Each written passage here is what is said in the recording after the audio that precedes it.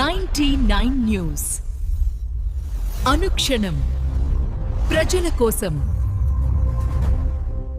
నమస్కారం. 99 న్యూస్ కు స్వాగతం. ఖమ్మం జిల్లా మదర్ క్యాంపు కార్యాలయంలో సంక్రాంతి సందర్భంగా తెలంగాణ డిప్యూటీ సీఎం శ్రీ మల్లు భట్టి విక్రమార్కని కలిసి సంక్రాంతి శుభాకాంక్షలు తెలియజేసిన ఎరుపాలెం మండల కాంగ్రెస్ పార్టీ అధ్యక్షులు వేమిరెడ్డి సుధాకర్ రెడ్డి, వారి కుమారులు వేమిరెడ్డి సత్యదీప్ రెడ్డి, వేమిరెడ్డి సాయి సందీప్ రెడ్డి, మండల సీనియర్ నాయకులు వెంకటాపురం సర్పంచ్ బొగ్గుల గోవర్ధన్ రెడ్డి, యూత్ కాంగ్రెస్ నాయకులు దేవరకొండ రాజీవ్ గాంధీ తదితరులు పాల్గొన్నారు. ఖమ్మం జిల్లా మదర్ మున్సిపాలిటీలోని మన రాష్ట్రంలోనే మోడల్ మున్సిపాలిటీగా తీర్చిదిద్దడమే లక్ష్యంగా పనిచేస్తున్న డిప్యూటీ సీఎం భట్టి విక్రమార్క స్పష్టం చేశారు. మదర్ మున్సిపాలిటీలో వరద నీటి ముంపు సమస్యను శాశ్వతంగా పరిష్కరించేందుకు ప్రతిపాదనలకు సంబంధించి భౌగోళిక పరిస్థితులను అధికారులతో కలిసి ఉప ముఖ్యమంత్రి పరిశీలించారు. మదర్ మున్సిపాలిటీని వైరా నది వరద ముంపు నుంచి శాశ్వతంగా విముక్తి కల్పించేందుకు భారీ రిటైనింగ్ వాల్ నిర్మాణానికి సంబంధించి అధికారులతో ఆయన చర్చించారు. ఈ సందర్భంగా ఇరిగేషన్, మున్సిపల్, రెవెన్యూ శాఖల అధికారులతో ఆయన మాట్లాడారు. వర్షాకాలంలో వరద ఏ స్థాయిలో వస్తుంది, రిటైనింగ్ వాల్ ఎత్తు ఎంత ఉండాలి అనే అంశాలపై అధికారులను ప్రశ్నించారు. అలాగే వైరా నదిపై మదన నుంచి మదుపల్లి వరకు వంతెన నిర్మాణం గురించి కూడా అధికారులను అడిగారు. రిటైనింగ్ వాల్ వంతెన నిర్మాణానికి సంబంధించి శాస్త్రీయంగా సర్వే నిర్వహించాలని సూచించారు. రాజకీయ నాయకుల ఆలోచనల కన్నా టెక్నికల్ సర్వే సాధ్యత, ఫిజిబిలిటీ ప్రకారం ముందుకు వెళ్లాలని అధికారులకు ఉప ముఖ్యమంత్రి భట్టి విక్రమార్క స్పష్టం చేశారు. హన్మకొండ బస్టాండ్లో ఆర్టీసీ కార్ల వల్ల ఇబ్బందులు పడుతున్న ప్రజలు.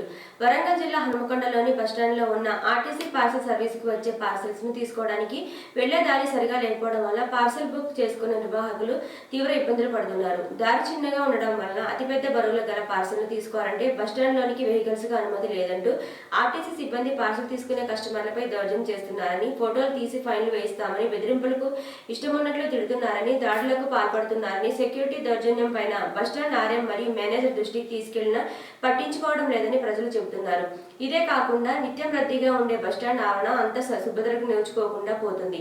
ఎక్కడ వేసినా చెత్త అలానే ఉంది. బస్టాండ్ ఆవరణలో బహిరంగంగా మలమూత్ర విసర్జన చేస్తున్నారు మరియు బస్టాండ్ వీధి కుక్కలకు అడ్డాగా మారింది. ఇప్పటికైనా ఆర్టీసీ అధికారులు చర్యలు తీసుకోవాలని ప్రజలు కోరుతున్నారు. సంక్రాంతి సందర్భంగా రాష్ట్రంలోని చాలా చోట్ల కోడి పందాలు జరుగుతున్నాయి. పశ్చిమ గోదావరి జిల్లా తాడేపల్లిగూడెంలో ఓ వ్యక్తి కోడి పందాల్లో కోటిన్నర గెలిచాడు. పైపైన వెంకటరామయ్య బరిలో రాజమండ్రి రమేష్, గుడివాడ ప్రభాకర్ కోట్ల మధ్య పోటీ జరిగింది. సేతువ కోడిపై రమేష్ కు చెందిన డేగ కోడి నెగ్గడంతో అతడు కోటిన్నర గెలుచుకున్నాడు. ఈ ఏడాది పశ్చిమ గోదావరి జిల్లాలో ఇదే భారీ పందెమని స్థానికులు చెబుతున్నారు. గోదావరి జిల్లాలో అల్లుళ్లకు పిండి వంటల మర్యాద సాంప్రదాయమే. కానీ ఈసారి ఆ సాంప్రదాయాన్ని ఇప్పటి వరకు ఎక్కడా లేని మరో స్థాయికి తీసుకెళ్లారు గుంటూరు జిల్లా తెనాలి దంపతులు. మొదటి సంక్రాంతికి వచ్చిన అల్లుడికి ఏకంగా 108 రకాల పిండి వంటలతో విందు భోజనం ఏర్పాటు చేసి అందరినీ ఆశ్చర్యపరిచారు ఆ దంపతులు. మామూలుగా గోదావరి జిల్లాలో పండుగలకు వచ్చిన అల్లుళ్లకు ఎక్కువ సంఖ్యలో పలు రకాల పిండి వంటలు వండి పెట్టడం మనం ప్రతి సంవత్సరం చూస్తున్నాం. కానీ ఈ సంక్రాంతి పండుగకు గుంటూరు జిల్లా తెనాలికి చెందిన వందనపు మురళీకృష్ణ దంపతులు ఇంటి అల్లుడికి ఊహించని అదిరే రేంజ్ లో ట్రీట్ ఇచ్చారు. అల్లుడు శ్రీ దత్త గోదావరి జిల్లా రాజమండ్రికి చెందినవారు కావడంతో వారి లెవెల్ కు ఏ మాత్రం తగ్గకుండా పండుగ విందు ఏర్పాటు చేశారు. ఏకంగా 158 రకాల పిండి వంటలతో విందు భోజనం వడ్డించి సర్ప్రైజ్ చేశారు. మురళీకృష్ణ దంపతుల కుమార్తె మౌనికను రాజమండ్రి వాసి శ్రీ దత్తకు ఇచ్చి గత ఏడాది వివాహం జరిపించారు. పెళ్ళయ్యాక మొదటి సంక్రాంతి పండుగ సందర్భంగా గోదావరి జిల్లా వారికి మనం ఏమాత్రం తీసుకోము అనే రీతిలో 158 రకాలతో విందు భోజనం ఏర్పాటు చేయడంతో కొత్త సంప్రదాయానికి శ్రీకారం చుట్టినట్లు గుంటూరు జిల్లా వాసులకు అనిపించింది. ఖమ్మం జిల్లా తల్లాడ చిన్నూరు మధ్య గ్రీన్ఫీల్డ్ హైవేపై పెను ప్రమాదం తప్పింది. అతివేగంగా వచ్చిన ట్యాంకర్ లారీ ఒక కారును ఢీకొట్టింది. అదే సమయంలో వెనుక వస్తున్న మరో 2 కార్లు ఒకదానికొకటి ఢీకొనడంతో మొత్తం 3 వాహనాలు పాక్షికంగా ధ్వంసమయ్యాయి. ఈ ప్రమాదంలో ఎవరికి ప్రాణహాని జరగలేదు. స్వల్పంగా గాయపడిన వారికి స్థానికులు సహాయక చర్యలు చేపట్టారు. పోలీసులు ట్రాఫిక్ క్లియర్ చేశారు. ఈ వార్తలు ఇంతటితో సమాప్తం.